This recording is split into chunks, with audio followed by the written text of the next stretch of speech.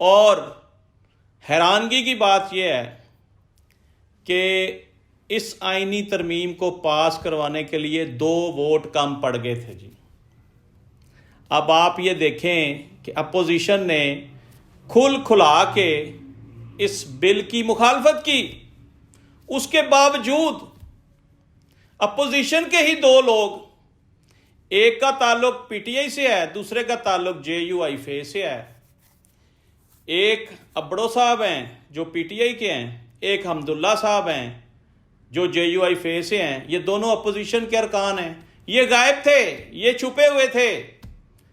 मैंने एक वीडियो देखी जिसमें इनको बैक डोर से एंटर किया जा रहा है शाम के वक्त।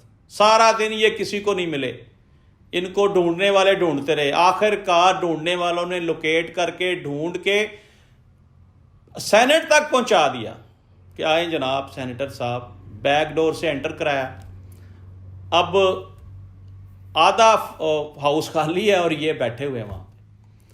आप समझे इस बात को कि ताकतवर लोग जो चाहते हैं वही होता है। फैसल वोडा है, मैं नहीं कह रहा कि नौकर की तो नखरा की।